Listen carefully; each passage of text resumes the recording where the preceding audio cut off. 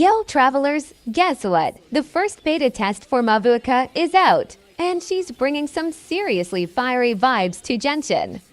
Let's dive into how this Pyro Queen performs as a sub-DPS, main DPS, and get this a bike rider in the overworld. Trust me, you don't want to miss this. Alright, first up sub-DPS.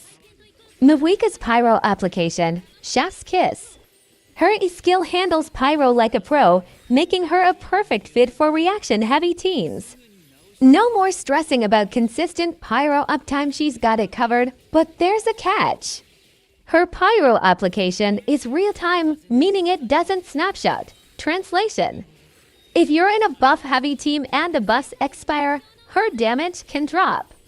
So, if you're thinking of running her as a support, make sure your team is locked and loaded with buffs and reactions. Or else, meh, she's just okay. Now, let's talk about her main DPS potential. And oh boy, she's a monster here.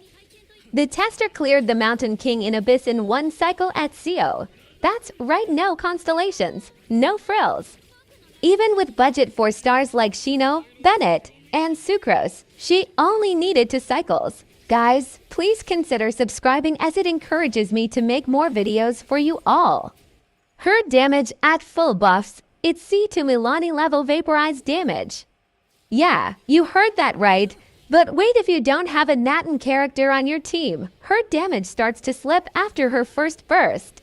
So take note, Natin is not optional for her. It's a must-have. Pro tip, stick to charged attacks after her burst. Why? Because her charged attacks smack harder than her normals. It's like comparing fireworks to sparklers.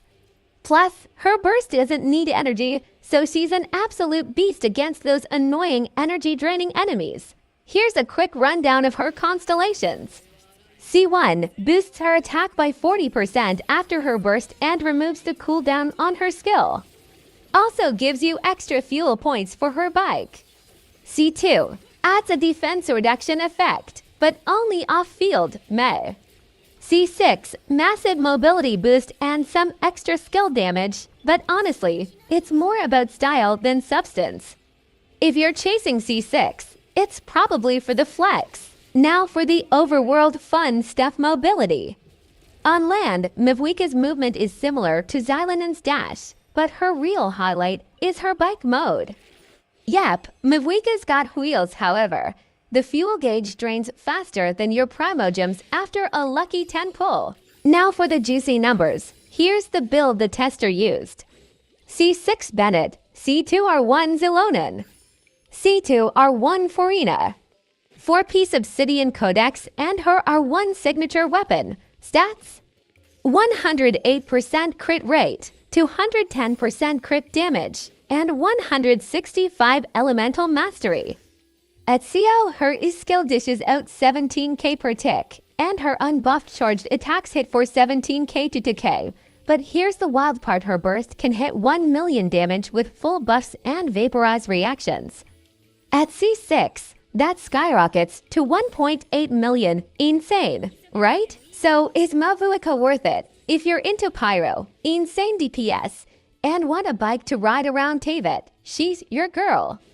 But keep in mind, her full potential shines with the right team and buffs.